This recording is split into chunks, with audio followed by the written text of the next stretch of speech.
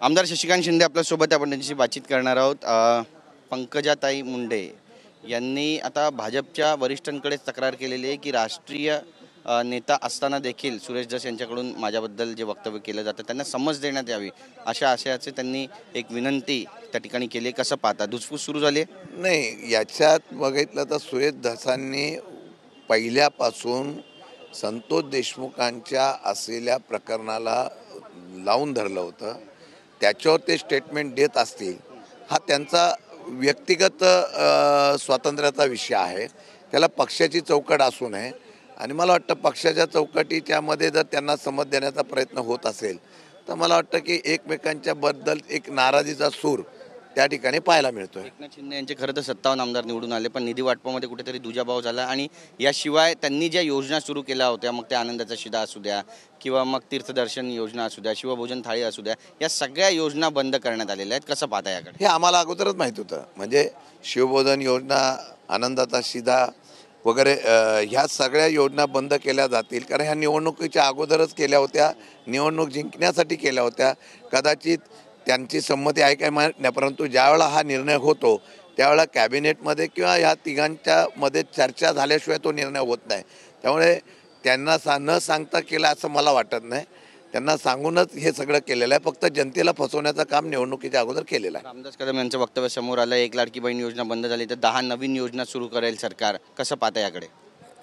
आहे त्या योजना चालू ठेवून द्या। वक्तव्य म्हणजे नाही, आहे त्या योजनेला पैसे फक्त मिळवून द्या आणि जनतेला जे काही त्यांना द्यायचं आहे त्यासाठीच निधी नाही। नवीन 10 योजना कुठल्या आणणार आहे? आणणार कधी? निवडणुका लागल्यावर आणणार। मग 2100 रुपये करतील, पण निवडणुकीच्या अगोदर। माझं म्हणणं आहे की त्या लाडक्या बहिणीने, त्याबरोबर ज्या गरिबांनी या योजना बंद केलेल्या आहेत त्या लोकांनी लक्षात ठेवावं की निवडणुकीच्यासाठी हा फंड येतो।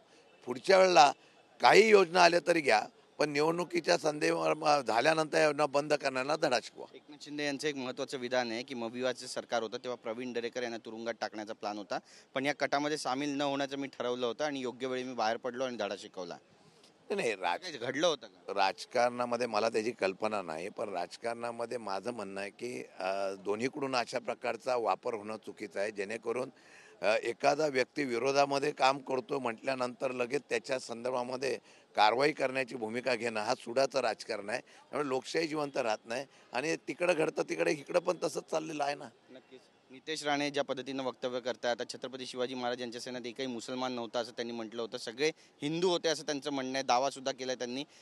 कुठेतरी तेढ निर्माण होईल दोन समाजामध्ये, अशा पद्धतीचं वक्तव्य वाटतंय तुम्हाला? खरं महाराष्ट्राच्या राज्याच्या जनतेने ज्यावेळेला महायुतीला बहुमत दिलेलं आहे, मंत्र्यांनी त्याप्रमाणे फार जबाबदारीने बोलणं गरजेचं आहे। काल पण ते काही मल्हार तडका वगैरे अशा प्रकारचं मग वक्तृत्व केलेलं आहे।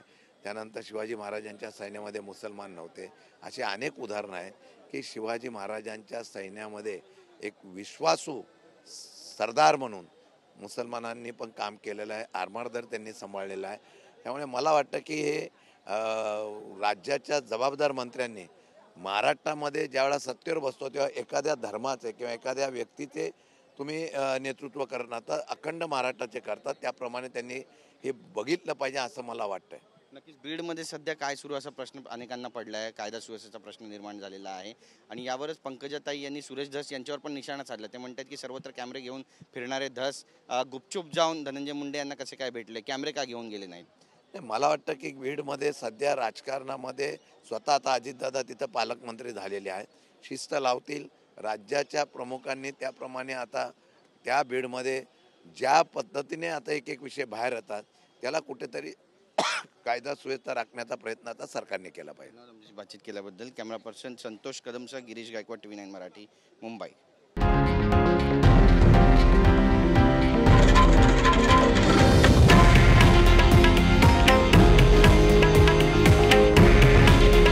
हे आहे देशातील नंबर 1 न्यूज नेटवर्क आणि आपण पाहत आहात TV9 मराठी। काळजी तुमची, हित महाराष्ट्राचं।